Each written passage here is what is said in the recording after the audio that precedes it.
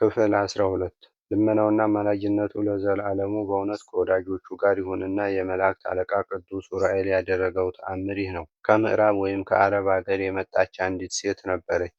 ይህችም ሴት ልጅ የሌላት መካን ነበረች። ይህ የወራት ግዳጇ በየጊዜው እያስጨነቃትና እንደ ጎርፍ እየወረደ ሰውነቷን ያደክማት ነበር።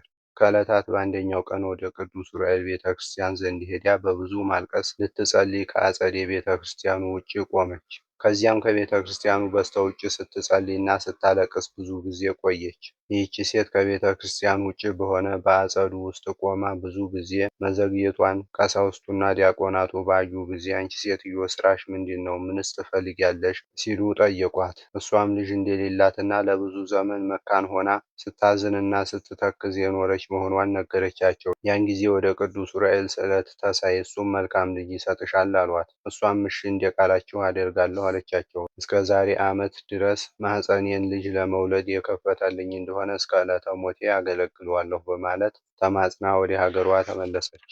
በመንገድም ስትሄድ የምታውቃት አንዲት ሴት አገኘችና ሰላም አለቻት። ከጥንት ጀምሮ ስለምታውቃትም ሁለቱም አፍ ለአፍ ገጥመው ተሳሳሙ። ያን ጊዜ በመንገድ ያገኘቻት ሴትዮ የጸነሰች ስለነበረች በሚሳሳሙበት ጊዜ የጸነሰችው ሴት ምራቅ ባልጸነሰችው ሴት አፍ ገባና ከወንድ ሳትገናኝ በዚሁ ብቻ ጸነሰች። በዚህ ጊዜ የወር ግዳጇ ቆመና ቅሪት ሆና ወይም ጸንሳ በፍጹም ደስታ ወደ ቤቷ ገባች። ከ3 ወር በኋላ ጎረቤቶቿ ከምክንያትሽ እንዴት ዳንሽ? እንዴትስ ስለሰማሽ ነው የተወደደ ልጅን የሰጠሽ አሏት። ከ7 ወር በኋላም ልጅ ወለደችና በክንዷ ታቅፋ እግዚአብሔርን አመሰገነች።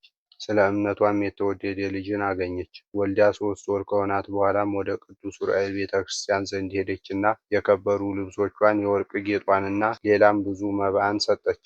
ቀሳውስትና ዲያቆናቱንም አመሰገነቻቸው። እንዲሁም ተአምር ሰሪ በሆነ በቅዱስ ዑራኤል አማላጅነት ልጅ ስለሰጣት እግዚአብሔርን አመሰገነች።